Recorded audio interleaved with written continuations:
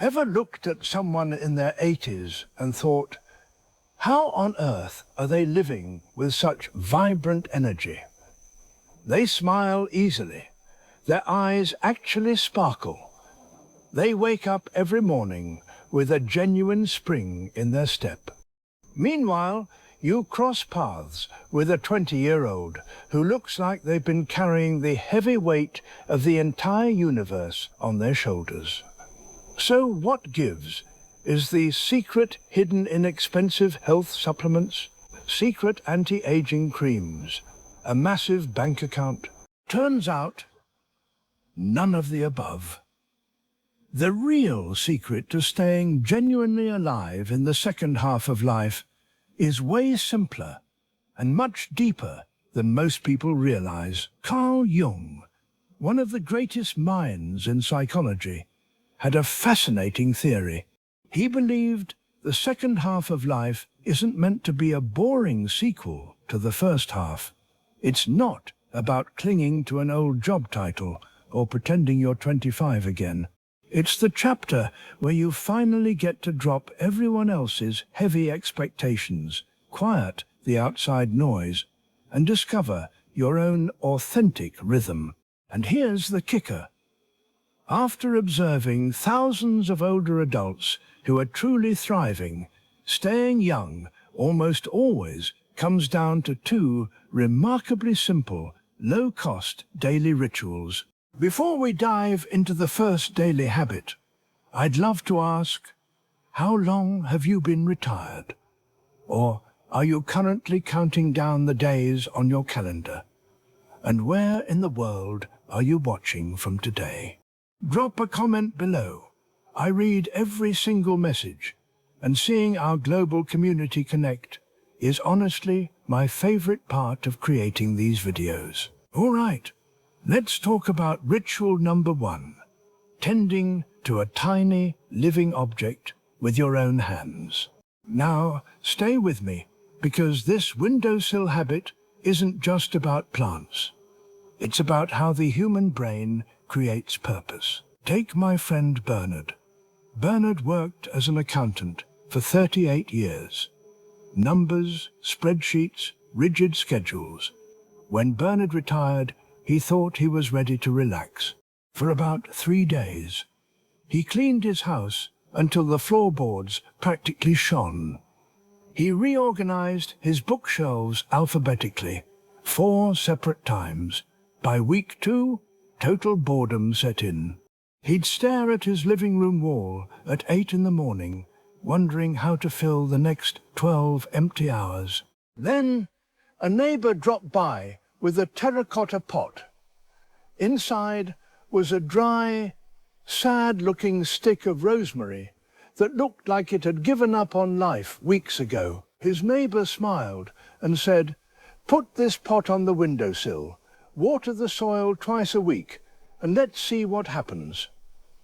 Bernard almost laughed. Bernard didn't have a green thumb. He had a brown thumb. Everything he touched usually withered. But having nothing else to do, he poured a cup of water over the dry soil anyway. 2 weeks passed quietly. On a crisp Tuesday morning, Bernard leaned in close to the terracotta pot.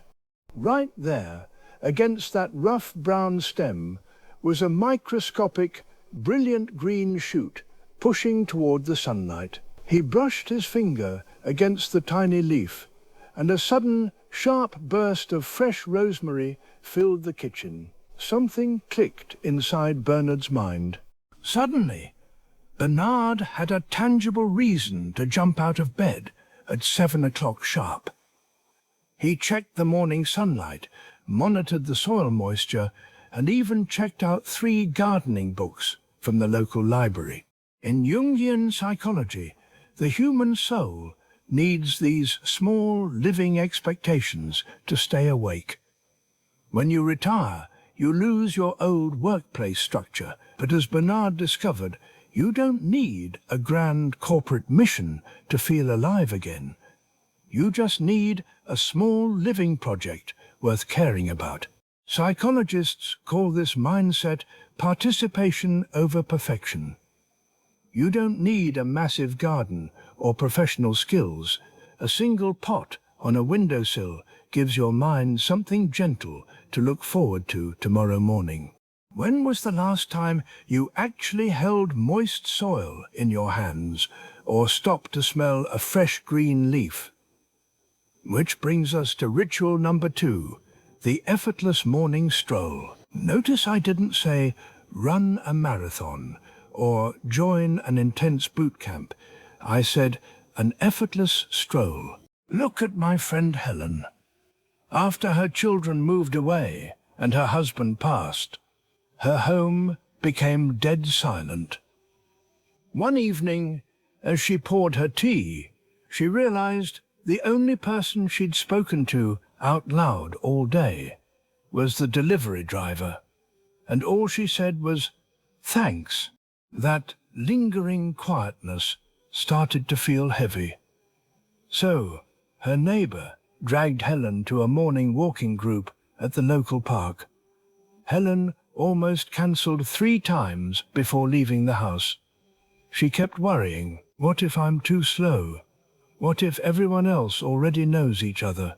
She showed up anyway, and on day 1, an elderly gentleman named Thomas brought his golden retriever along. They walked about 100 yards down the paved path before the dog sat flat on its butt, let out a massive sigh, and stubbornly refused to move another inch. Did anyone get mad? Not at all. All 5 group members sat down on a park bench under a huge oak tree, pulled out their thermoses, shared hot tea, and spent the next 30 minutes laughing about their stiff knees, stubborn pets, and old memories. Think about how children make friends. They run up and say, "Hey, let's play right now." But as adults, we put up invisible walls. We say, "Oh, we should totally catch up sometime," and then 6 full months evaporate without a word. Sitting on that park bench in the soft morning light, surrounded by unpretentious laughter, quietly dissolved Helen's deep loneliness. The true purpose of a morning stroll is never about logging 10,000 steps on a smartwatch or burning off calories. It's about stepping outside your 4 walls, breathing in the fresh air, and reconnecting with the wider world. It's about watching the morning sunlight filter through the trees, noticing the birds, and realizing you are still very much a vital part of this big, beautiful, living tapestry. Carl Jung reminded us that real growth in the human psyche is always quiet and slow, just like a tree silently expanding its inner rings through the winter. In the second half of life, consistency beats intensity every single time. You don't need to force yourself through grueling routines or dramatic transformations. Staying young after 60 is never about pretending you're 25 again. It's simply about keeping your heart open and staying curious about life. So, if you had to pick just one of these 2 gentle rituals to try tomorrow morning, which would it be? Setting a tiny green plant on your windowsill, or putting on your sneakers for a 15-minute stroll in the morning light? Let me know your choice in the comments below. If today's reflection on life's second half brought a little warmth or clarity to your day, give this video a thumbs up. It really helps our channel reach more people, and share it with a friend who might need a gentle boost today. And if you're new here, hit subscribe so we can keep exploring timeless wisdom together every week. Until next time, take wonderful care of yourself. Keep your heart curious, keep your feet moving, and keep planting small seeds of hope in your life, because some of the best chapters of your story are still being written.